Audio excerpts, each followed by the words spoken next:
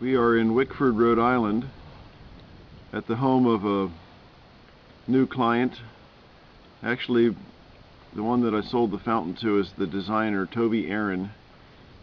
He's a general contractor and designer who has a shop downtown called the Wickford Collection.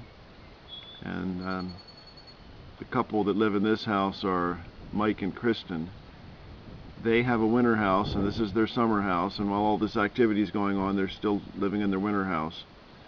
So they invited us to stay here for 3 days. So we installed the fountain on day one, and now we're having fun. It's a real pleasure. Last night we all had dinner together at Toby's house, Toby and Debbie's house, and just a real special opportunity to meet these folks and get to know them a little bit and learn about what they do and hear about their lives. And of course, the owner of this house, Mike, was a wonderful storyteller, and he had us all amused last night. A good long visit around Tony and Deb's table. Their backyard is a work in progress. You see the large table down there on the lower level.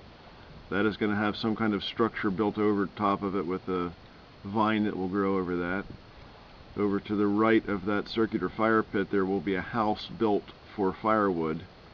And as Toby explained, you'll walk in the circular shaped stone structure, and there will be cubby holes for wood. So you walk in there and look all the way 360 degrees around. There'll be your selection of logs and firewood, and that'll be the purpose of that house. It'll just be a really cool little architectural structure.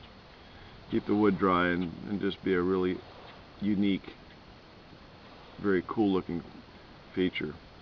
Of course, our fountain is in the lower right down here, with nothing else in the landscape in the upper yard. That's really, other than the pathway, the first thing that went in. It seems a little bit diminutive. However, when the area is landscaped and you can see some raised mounds, it'll fit in real nicely because everything else will be filled in.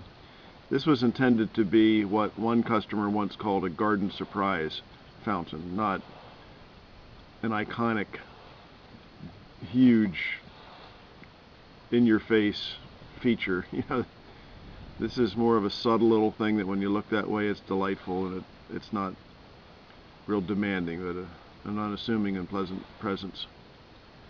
So I'm going to sign off from Wickford, Rhode Island. Very grateful for this opportunity, and thank Mike and Kristin over and over again for their hospitality. It's just hard for me to imagine opening your home, especially a beautiful home like this, to a couple of people you never really met before, but we're grateful.